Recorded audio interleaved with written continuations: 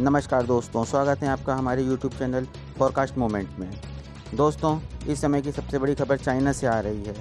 2-3 दिन से चाइना ही हर खबर में सुर्खी बना हुआ है। जिस प्रकार से चाइना सभी पड़ोसी देशों की सीमा में लगातार सीमा विस्तार की नीति से दखल दे रहा था, अब उसने एक बार फिर से भारतीय सीमा को निशाना बनाया है।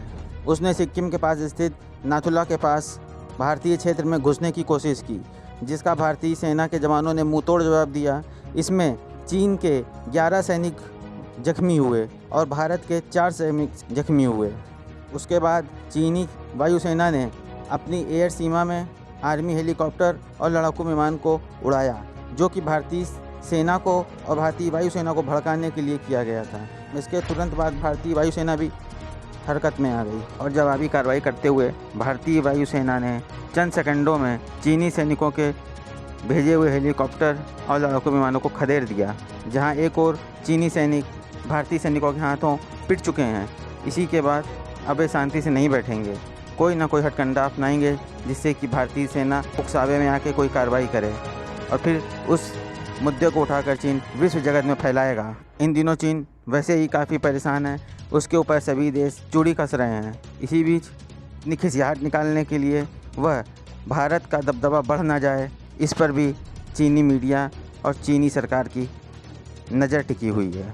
खिसियानी बिल्ली खंबा नोचे। भारत की उभरती हुई शक्ति तथा सुपर पावर बनते हुए सपने और भारत के कदम जो वर्ल्ड पावर की ओर बढ़ रहे हैं, उससे चीन घबराया हुआ है।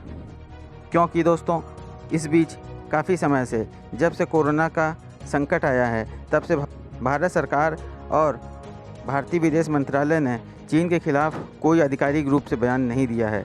इसी वजह से चीन ये सोचता है कि भारत की सरकार उसके प्रति कमज़ोर है, जो कोई कदम लेने में हिचकिचाएगी। लेकिन उसको ये नहीं मालूम कि हम शांत हैं, इसका मतलब ये नहीं कि हम कमज़ोर हैं। इसी बीच दोस्तों, आज दोपहर में अमेरिकी विदेश मंत्री पोम्पियो ने भारत सरकार के विदेश मंत्री श्री जयशंकर प्रसाद जी से फ़ोन पर बात की। उम्मीद है कि इनके बीच भी यही चाइना को लेकर कोई ना कोई पॉलिसी पर बात हुई होगी। जिस तरह से क्वाड के देश ऑस्ट्रेलिया और अमेरिका पूरी तरीके से चाइना के खिलाफ लामबंदी कर रहे हैं, क्वाड में शामिल जापान और भारत, ये 2 देश थे जो अभी तक खामोशी बरते हुए थे। लेकिन अभी कुछ दिन पहले जिस प्रकार चीनी सेना ने जापान के खिलाफ कार्रवाई की थी, चाइनीज़ नेवी जापान की समुद्री सीमा में घुसी थी, उसके बाद आधिकारिक रूप से जापान ने नाराज़गी दर्ज कराई थी। उसी के बाद अब ये हरकत भारत के साथ उसने की है। पहले वह भारतीय समुद्री सीमा में घुसा और अब भारतीय थल सीमा में भी उसने घुसपैठ करने की कोशिश की, जिसका हमारे सैनिकों ने मुंहतोड़ जवाब दिया और चीन को यह साफ संदेश दे दिया है कि अगर हमसे टकराओगे तो चूर चूर हो जाओगे। और वैसे भी कॉकरोच छिपकली खाने वाले 1.5 फुटियों से हमारे सूरवीर नहीं डरते हैं। चीन अब भारत से सीधी लड़ाई नहीं कर सकता है दोस्तों।